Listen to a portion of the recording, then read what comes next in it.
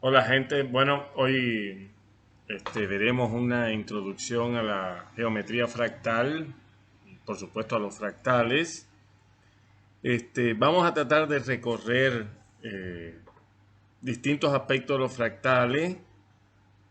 Hay suficiente material en internet como para que complementen lo que estamos aquí, lo que vamos a presentar acá, pero igual la clase se va a dividir en, digamos, un par de grandes divisiones. Primero, explicarle de dónde vienen los fractales o su surgimiento y después distintos tipos de fractales. Y bueno, por supuesto, en la primera parte, cómo calcular la dimensión fractal.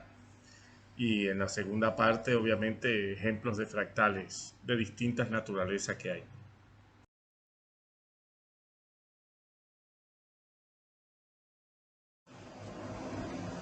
Bueno, lo curioso que la geometría fractal y los fractales empiezan en unas investigaciones probablemente no, poco conocidas, de un matemático inglés Richardson en los años 50, en la cual él era, bueno, trabajaba digamos, en investigaciones relacionadas con el gobierno inglés, él era físico, matemático, y una de las cosas que estaba interesado es en calcular la longitud de la costa inglesa. El kit de la cuestión está que él se da cuenta que la costa inglesa medía cada vez más mientras más pequeña fuera la unidad de medida. Para tener el contraste, todos sabemos que si una mesa mide de largo 1,20, va a medir 1,20 si yo la mido con la cinta metálica esta de los albañiles o de los trabajadores de construcción o de los carpinteros, y va a medir 1,20 si uso una regla de 30 centímetros y la pongo 4 veces, ¿verdad? Bueno, en el caso de la costa, ¿qué diferencia hay con la mesa? La mesa es una superficie regular, igual que todos digamos, los objetos de la geometría euclidiana. La costa inglesa es fracturada, está llena de sinuosidades y por tanto, cada vez que yo disminuyo las reglas, es como que mide más pedacitos, para decirlo de alguna manera, mal y pronto, pero cada vez va sumando más, eh, más medida a la costa, siendo que es técnicamente la misma. Fíjense si esto es así, que en dependencia de la unidad de medida, es decir, de la regla utilizada, acá en la última columna a la derecha está lo que mide la costa inglesa. Pero ustedes se dan cuenta que si uso una regla de 5 metros, bueno, ya con la de 10 metros también, pero si uso la de 5 metros, es una mucho más que el ecuador terrestre y eso es imposible. Por lo tanto, había un patrón matemático escondido que no se había podido encontrar. Bueno, el término fractal, como bien dice aquí, es una unión. Ustedes saben que en matemática existe fracción, ¿verdad? Que es para denominar un número no entero.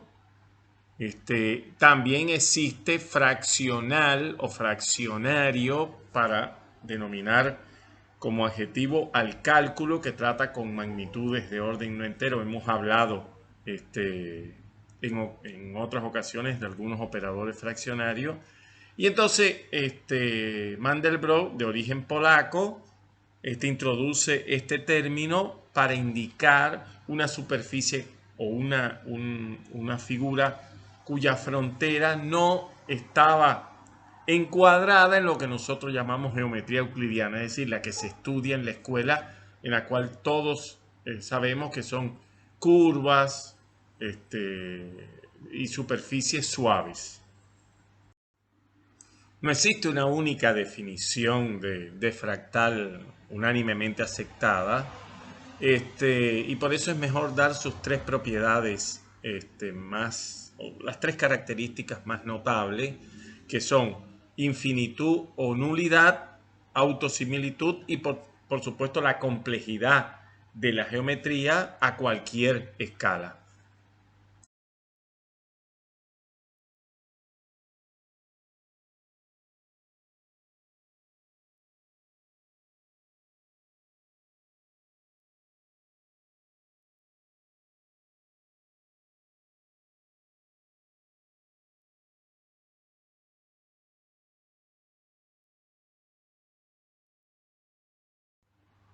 Bueno, si bien no nos vamos a detener mucho en las cuestiones de dimensión, eh, solo quiero recordarle que en los años 20 del siglo pasado hubo una crisis en la matemática, se llamó la crisis de la dimensión, porque aparecieron objetos, después les voy a mencionar algunos más adelante, en el cual técnicamente tenían dimensión 1, pero podían transformarse en dimensión 2. Entonces la pregunta era, ¿cómo puede ser posible que la dimensión, que cuando hablamos de dimensión hasta este momento es la dimensión algebraica, es decir, el número de parámetros necesarios para determinar unívocamente un punto en ese espacio? Por eso en la recta es dimensión 1, porque yo solo necesito un número. Si es positivo está a la derecha del 0 y si es negativo está a la izquierda. En el plano necesito 2, en el espacio 3 es la dimensión algebraica. Pero entonces los matemáticos se dieron cuenta que efectivamente esta dimensión algebraica no era buena. ¿Por qué no era buena? Porque no era invariante ante transformaciones continuas. El real término preciso es ante transformaciones topológicas, es decir, bicontinuas y biyectivas. ¿Qué significa? Que son continuas ella y su inversa, y son 1 a 1 ella y su inversa. Bueno, hay una definición que es la que nosotros usamos, que es debida a dos matemáticos, Hausdorff primero, que es el que primero la define en los años 20, 29, si no me acuerdo mal, y Besicovich, que es el que la precisa. Bueno, pero ¿por qué es importante esta definición? Después vamos a entrar a precisar los términos, porque cuando alfa tiende a 0, este número tiende de manera monótona creciente a un único valor, a un único límite que depende de P. ¿Bien? Y nosotros lo que estamos interesados es en buscar ese valor de P que hace que ese límite no sea ni 0 ni infinito. Bueno, ¿quiénes son X sub? Bueno, acá se dice extremo inferior porque yo no tengo por qué hablar de subconjuntos del mismo tamaño. Sin embargo, nosotros en la clase de hoy veremos siempre que las divisiones son iguales, o sea, es una división homogénea, por lo tanto, no hay que decir extremo inferior. X sub K son los subconjuntos del conjunto que yo estoy midiendo. D es el diámetro. ¿Qué es lo que es el diámetro de un conjunto? La mayor distancia entre dos de sus puntos. En un intervalo es la longitud del segmento. Y P les recuerdo que es el número que estoy buscando. Como les decía, lo importante es que existe un único valor que se llama la dimensión de Hausdorff o de Hausdorff-Besicovich, que es la que nosotros necesitamos buscar y que es el valor de P que hace que aquel límite cuando alfa tiende a 0 no sea ni 0 ni 1. Y que además lo más importante es que esta dimensión es invariante entre transformaciones topológicas, es decir, bicontinuas y biyectivas. Bueno, en esta clase vamos a ver fractales de tres tipos. Por supuesto, los fractales matemáticos, los fractales naturales y los fractales humanos.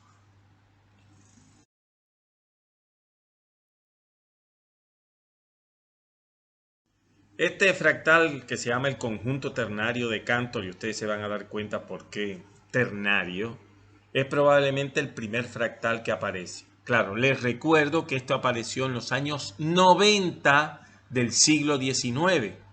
Es decir, prácticamente 80 años o casi 90 años antes de que apareciera el término fractal, con lo cual no se le llamaba fractal, ni a esto ni a varios de los que veremos a continuación. Eran curvas que en matemáticas se les llamaban monstruos o paradójicas, porque arrojaban resultados que eran, para los matemáticos, eran medio increíbles, inaceptables, ¿verdad? A continuación, nosotros vamos a calcular la dimensión del conjunto de Cantor usando la dimensión de Hausdorff-Besicovitch. Ahora, ¿cómo se forma el conjunto de Cantor? Bueno, parto de un segmento de longitud 1 y lo divido en...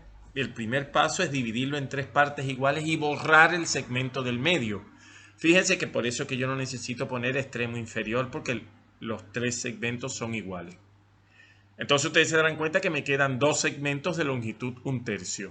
En el segundo paso, cada uno de esos segmentos los voy a dividir en 3 partes y voy a borrar el del medio. Me van a quedar 4 segmentos de longitud 1/9. En el paso siguiente, cada uno de ellos lo voy a dividir en 3 partes. Quedarán 8 de longitud 1/27 y así sucesivamente. Bueno, vamos a ir calculando paso a paso. En la primera división, o sea, en el paso número 1, les recuerdo que quedan 2 subconjuntos, K es igual a 2, y que alfa, que es el diámetro, es 1/3. Con lo cual, de la definición de Hausdorff-Besicovitch, me queda que mu supra 1/3 sub P del conjunto de Cantor es 1/3 a la P más 1/3 a la P, con lo cual, en realidad, por propiedades como 1 a la P es 1, me queda 2/3 a la P. En el segundo caso, cuando yo vuelvo a dividir en 3 partes igual y borrar en el medio, ya me quedan 4 subconjuntos y alfa es 1/9. Aplicando la fórmula nuevamente, tengo 4 sumandos, que es 1/9 a la P. Por las mismas propiedades que antes, me queda 4/9 a la P. Pero fíjense que 4 y 9, por propiedades de las fracciones, yo lo puedo escribir como 2/3 a la P a la 2. Entonces le llamo la atención que el primer paso era 2/3 a la P a la 1. El segundo paso es 2/3 a la P a la 2. Y por supuesto el paso enésimo, en el cual alfa es 1/3 a la n. La función generadora, para llamarla de alguna manera, es 2/3 a la P a la n. Que esa es la función a la cual yo tengo que calcular el límite cuando alfa tienda a 0. Pero fíjense que para que alfa tienda a 0, n tiene que tender a infinito. Por tanto, este límite es igual a esto que está aquí. ¿Bien? Les recuerdo, estoy buscando el valor de P que hace que este límite no sea ni 0 ni infinito. Pero ustedes saben que esto es una progresión geométrica. Si la base, o sea, es Q a la n, si Q es mayor que 1, esto se va a infinito. Si Q es menor que 1, estoy asumiendo que Q es positivo, se va a 0. El único valor de la base que hace que este límite no dé ni 0 ni infinito es cuando 2/3 a la P es 1. Despejando P, obtengo que eso es logaritmo de 2 sobre logaritmo de 3, 0,630929, un número irracional. Con lo cual, para decirlo en forma resumida, es más que un punto y menos que una línea recta, que un segmento. El triángulo de Sierpinski tiene una construcción parecida, porque se parte, vamos a suponer que parta del mismo intervalo de longitud 1, pico en 3 partes iguales, y lo que hago en el segmento del centro es construir un triángulo equilátero y borro la base, ¿verdad? Con lo cual no me queda como en el conjunto de Cantor 2 subconjuntos, sino que me quedan 4 y cada uno mide 1/3. En el paso siguiente me van a quedar, cada uno se divide en 4, por tanto serán 16 y mide 1/9 y así sucesivamente. No es difícil para ustedes darse cuenta que al final tengo que buscar P de tal forma que 4/3 a la P es igual a 1. De donde me queda entonces que P es logaritmo de 4 entre logaritmo de 3. Como eso da más de 1, yo pudiera resumir diciendo que el triángulo de Sierpinski es más que un segmento, pero menos que una figura plana que tiene dos dimensiones. La curva de Van Koch se obtiene de iteraciones sucesivas del triángulo de Sierpinski, en el cual siempre se van obteniendo copias de la curva original, ¿verdad? No importa la cantidad de veces que yo haga las ampliaciones, siempre obtengo la misma curva, como veremos en la filmina siguiente.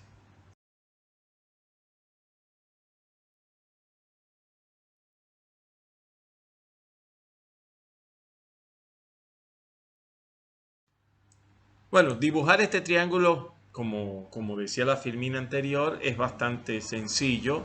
Dibujo un triángulo equilátero, uno los puntos medios y entonces borro el triángulo equilátero interior.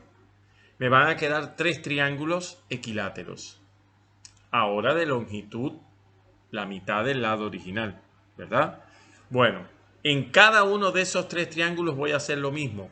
Uno los puntos medios de cada lado y extraigo el triángulo interior. ¿Lo ven? Entonces me va a quedar 3, 3 y 3, 9 triángulos en el cual ya el lado es un cuarto del lado original y así sucesivamente se repite el proceso y se obtiene este calado que está acá, para decirlo de alguna manera, apelando a las cosas que uno ve, digamos, de tejidos y este tipo de cosas.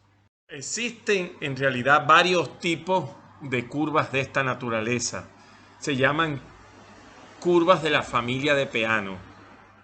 Y son curvas fractales cuya dimensión es entera y es 2.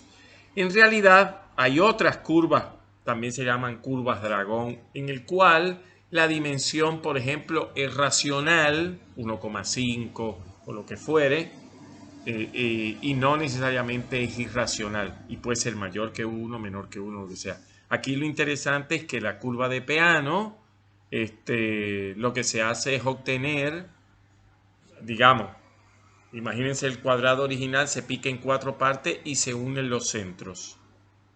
Entonces, en cada uno de los 4 cuadrados voy a picarlos en 4 más y voy a unir los centros.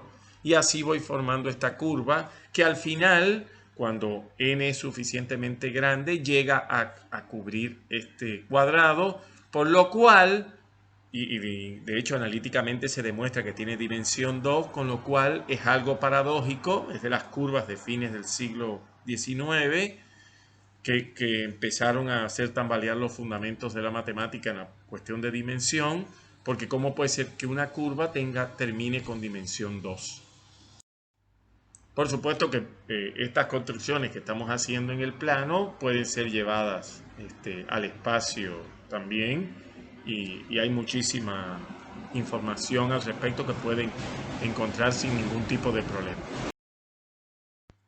Un camino matemáticamente diferente lo toma Michael Barney, donde, bueno, él escribió varios libros sobre complejidad, fractales, caos, y, y usa un principio totalmente distinto, que es el de él, precisamente la aleatoriedad, el azar.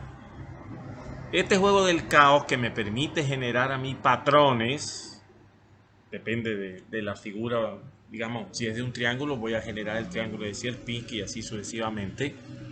Si es un cuadrado, bueno, voy a generar lo que se llama la carpeta de Cantor. Lo que hace es precisamente, como les decía, usar la aleatoriedad. En la primera referencia que hay acá está una explicación un poco más detallada, como usando un dado yo precisamente puedo generar un fractal, y en la segunda está, digamos, implementado en GeoGebra y pueden consultarlo y jugar online sin ningún tipo de, digamos, de problema. Es bastante interesante ver los patrones. Bueno, en realidad Mandelbrot, además de definir y acuñar el término fractal, se hace famoso por el conjunto Mandelbrot, que es es la marca de agua que estamos teniendo en todas las filminas. También se le llama el hombrecito manzana, digamos, apelando a algo así como que es una persona un poquito pasada de peso, pero así se le dice, y es, digamos, una sucesión de valores que se va construyendo. Esta sucesión que se va construyendo a partir de un z sub 0, es decir, obtengo z sub 1 y así sucesivamente. Después, eh, Blake, que es otro investigador bastante destacado en estas áreas, y lo veremos en una filmina siguiente, dijo que era el objeto más complejo de la matemática. Pero peor aún, si el primer homínido, cuando surgió sobre la Tierra, a partir de un z sub 0, calculó z sub 1 y cada descendiente, o sea, cada antecesor nuestro, calculó un z de esa sucesión, todavía no hubiéramos terminado de dibujar el conjunto de Mandelbrot. De ahí la importancia de los programas, digamos, que generan fractales, que incluso los mejores, Fractin, es de dominio público y no hay ningún problema y es realmente el mejor.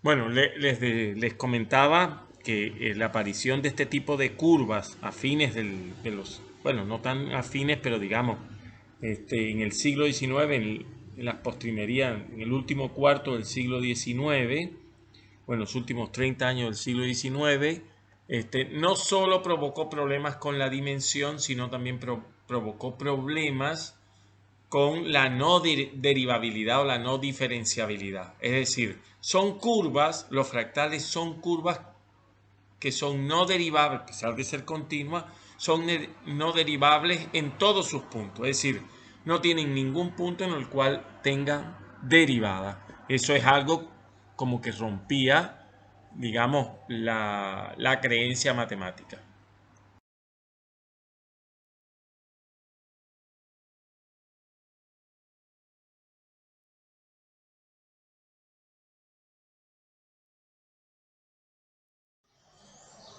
Bueno, ustedes se dan cuenta que siguiendo esas ampliaciones sucesivas, este, es como que estamos repitiendo cada determinado número de pasos una imagen similar a la inicial. Es decir, estamos hablando de la autosimilitud. En este video que les señalo aquí, que la dirección para que lo puedan ver,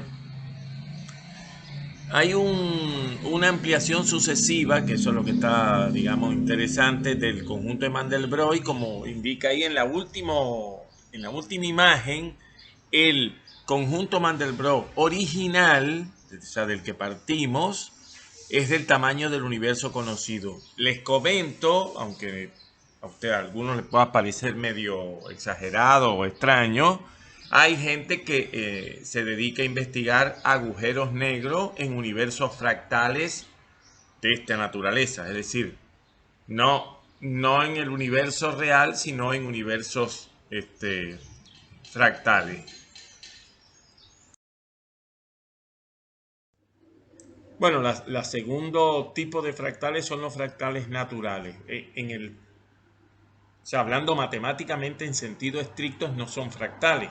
Porque, por ejemplo, la autosimilitud en el mundo animal o en el mundo natural no existe. Es decir, yo no puedo ampliar sucesivamente un objeto natural, una hoja, y siempre van a aparecer venas y venas cada vez más pequeñas. No, llega un momento en que no hay, ¿verdad? Entonces, eh, se le llama fractales naturales porque tienen cierta correspondencia con los fractales matemáticos, como veremos a continuación. De hecho, la geometría fractal, el segundo libro, el primer libro de Mandelbrot se llamó Los objetos fractales, y el segundo se llamó la geometría fractal, la geometría de la naturaleza.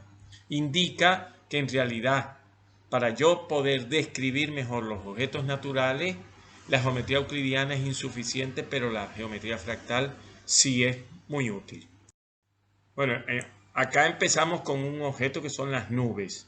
En las filminas siguientes les presento una colección de lo que se llaman fractales naturales, que ya sabemos que matemáticamente no son fractales, pero que no pueden ser descritos con ayuda de la geometría euclidiana y por tanto tenemos que apelar a la geometría fractal.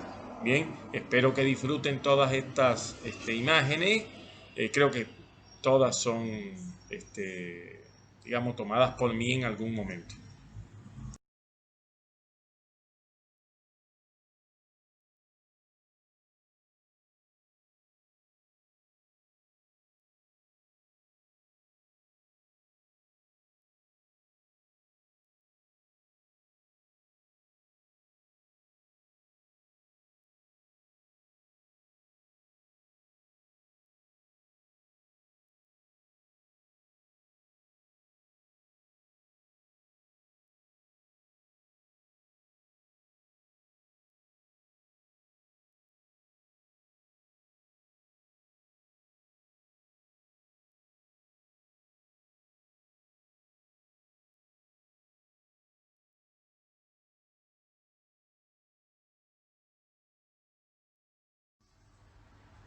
Bueno, en estos que hemos estado viendo, se pueden haber dado cuenta que los fractales naturales son de dos grandes tipos: animados, es decir, vivos, e inanimados, digamos las estructuras que forman piedra, etcétera, etcétera, las nubes, la espuma de las olas, etcétera, etcétera.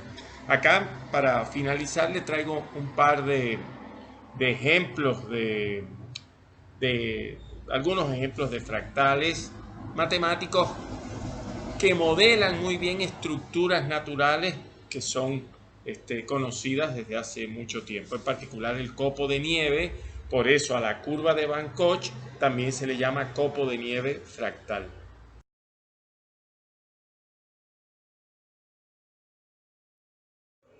Es curioso que los anillos de Saturno se distribuyan según el conjunto de Cantor que estuvimos calculando su dimensión anteriormente.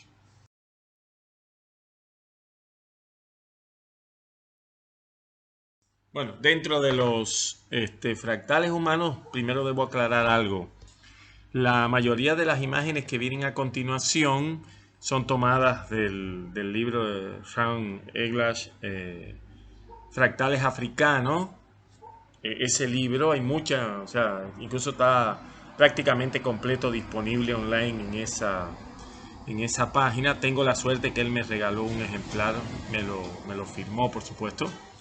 Y es, digamos, es un episodio bastante interesante en la matemática, porque él, como su nombre lo indica, él estaba buscando patrones fractales en las culturas africanas. Entonces él pide un año sabático en la Universidad de Buffalo, donde él trabaja, y le dieron el año sabático, obviamente. Bueno, estuvo 7 años encontrando patrones fractales de todo tipo en las culturas africanas.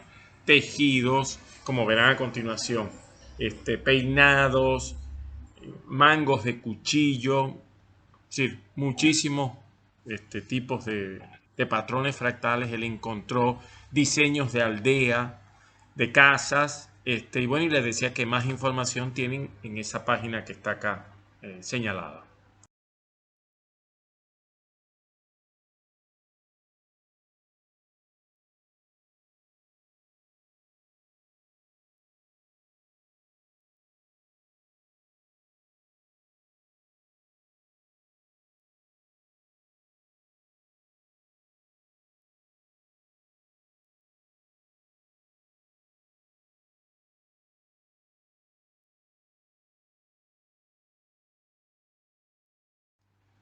Es decir, por fractales humanos también se entienden aquellos dispositivos o aquellas, digamos, aun cuando no sea el mango o un peinado, incluso pueden ser electrónicos, como está mostrado acá, esta placa integrada, es decir, diseñada siguiendo un patrón fractal que es el similar al triángulo de Sierpinski, pero en lugar de partir de un triángulo, parto de un cuadrado que ya es muy fácil usted identificar. Se divide en tres partes iguales, quedan 9 cuadrados, se saca el del medio y así sucesivamente se obtiene ese fractal. Bueno, placas integradas usan este diseño como base. Bueno, este que está representado aquí para terminar es el conocido como atractor de Lorentz. Es el padre de lo que se conoce como la teoría del caos. Y se acuerdan que habíamos dicho que la estabilidad, una solución era estable si todas las soluciones que estaban cerca de ella en el instante inicial permanecían cercanas en todo instante futuro. Bueno, el caos es lo contrario completamente a la estabilidad. Es decir, para que un fenómeno sea caótico se dice que tiene que tener sensibilidad respecto a las condiciones iniciales. ¿Qué significa eso? Significa que si usted tiene una pequeña variación en las condiciones iniciales puede provocar un desastre. ¿Por qué Lorentz se hizo tan famoso? Bueno, él estudiaba el clima. Él, si bien era matemático, trabajaba en climatología y crea un sistema de 3 ecuaciones que él estaba tratando de plotear las soluciones y un día terminó. Recuérdense que estamos en los años 60, las computadoras en aquella época eran mucho más débiles, pero infinitamente más débiles que cualquier notebook de ahora. Y entonces él estaba ploteando las soluciones, el día anterior termina y ¿qué piensa? Bueno, el punto inicial lo voy a tomar como punto, el punto final lo voy a tomar como punto inicial mañana. Copia las últimas imágenes, obviamente en un espacio de 3 dimensiones, y al otro día le ingresa al sistema esas 3 dimensiones, esos 3 valores como puntos iniciales para seguir ploteando. Va a buscar un café, por eso este episodio se llama el café más famoso de la historia de la matemática, el café de bebida, no el café de cafetería, digamos. Cuando él llega había un desastre. Tuvo la mente, porque no fue el primero que se encontró con este tipo de fenómeno, pero él tuvo la mente lo suficientemente amplio para darse cuenta que había descubierto un nuevo fenómeno. En un congreso después, posterior a esto en Brasil, es donde él enuncia lo que hoy es conocido como el efecto mariposa. Y él dice, el batir de alas de una pequeña mariposa en el Amazonas puede provocar un tifón al año siguiente en las costas del Pacífico. Hay una ley no escrita de meteorología o de climatología que dice que si un evento meteorológico tiene condiciones propicias, duplica su intensidad cada 3 días. Bueno, puede darse una colección asombrosa de coincidencias que hace que ese batir de alas de las mariposas en el Amazonas se convierta al año siguiente en un ciclón, un tifón, como se llaman allá en las costas niponas.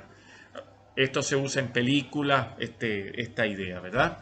Espero que les haya gustado y los invito a seguir profundizando el tema.